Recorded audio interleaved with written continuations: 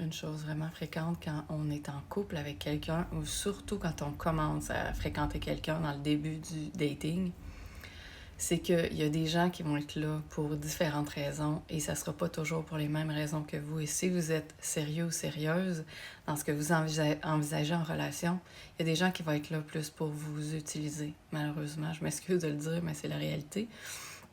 Et ces gens-là vont vouloir que vous remplissiez leur coupe d'amour, de tendresse, de bons gestes, de tout ce qui leur fait du bien. Mais quand vous allez vous approcher, ils vont vous pousser, vous allez vous sentir pas voulu. Et ça va être des fois subtil. Ça va être que quand vous avez besoin de quelque chose, vous avez besoin d'un câlin, vous voulez être proche d'eux, ils vont comme vous repousser.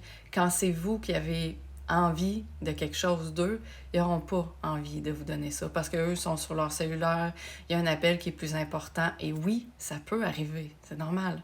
Dans la vie, il arrive plein de choses. Là. On n'est pas là juste en attente de répondre aux besoins de l'autre. Et être avec le genre d'individu que vous passez toujours après, que la personne ne répond pas à vos appels, vous fait passer après ou vous rappelle bien plus tard, vous texte bien plus tard, ou la personne est en ligne, elle a vu votre message, ça fait 1 heure, 2 heures, 3 heures, 4 heures, 5 heures, et vous savez que la personne a fini de travailler ou whatever, puis vous n'êtes jamais comme en priorité, ça peut arriver, comme je dis, mais pas de façon récurrente et constante. Et quand ça arrive, c'est là que ça nous fait réaliser que qu'est-ce que je fais dans cette relation-là? Est-ce que cette personne-là met aussi de l'amour dans ma coupe ou c'est juste moi qui est toujours en train de remplir sa tasse avec de l'amour, mais que moi, j'en ai jamais de mon côté?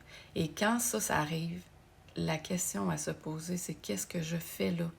Et pourquoi je reste là? Et ce qui fait mal, c'est qu'on réalise, quand on est là, qu'on ne s'est pas accordé assez d'importance et qu'on se minimise et qu'on ne voit pas vraiment notre valeur. C'est ça qui fait mal quand on réalise ça. Parce qu'il y a des gens qui ont des grandes capacités, qui sont capables d'endurer énormément de choses, de soutenir les gens, de comprendre beaucoup de choses, mais des fois c'est trop. Comprendre, c'est une chose, mais endurer et constamment espérer un retour. Et des fois, c'est des choses minimes que je vois chez les clients qui me partagent. Et attendre des choses, des signes d'amour, des petites affaires, mais non, ils vont toujours passer après, quand la personne, finalement, tout est rendu plate. Finalement, vous êtes son dernier choix, presque à la limite, j'exagère, mais des fois, ça ressemble un peu à ça. Et là, quand il n'y a plus rien sur le cellulaire, quand ça fait des heures, elle regarde la télévision, il n'y a plus rien, mais là, ça va être vous. La personne va, parce que elle, cette personne-là, va avoir des besoins, soit des besoins affectifs, des besoins sexuels, des besoins d'attention, elle va avoir votre avis, quelque chose, mais quand c'est vous, vous n'avez pas le retour. Et là, c'est un énorme red flag. Et ça nous indique qu'on était beaucoup trop loin et qu'il y a des choses en nous qu'on doit voir et qu'on doit ajuster et pas rester là-dedans, finalement. C'est un chemin de grande frustration qui mène à une forme de désespoir. Les gens sont là en attente. Ne pas attendre après personne. Si les gens vous aiment, ils vont vous le montrer, vous allez voir. Ne pas dire, un jour, la personne va guérir, va changer, il va arrêter ci, elle va arrêter ça, nanana.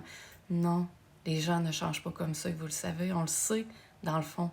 C'est pas facile de changer. Les gens vont pas changer rapidement, facilement comme ça. Oui, tout le monde peut changer, mais est-ce que les gens veulent changer? Est-ce qu'ils vont changer?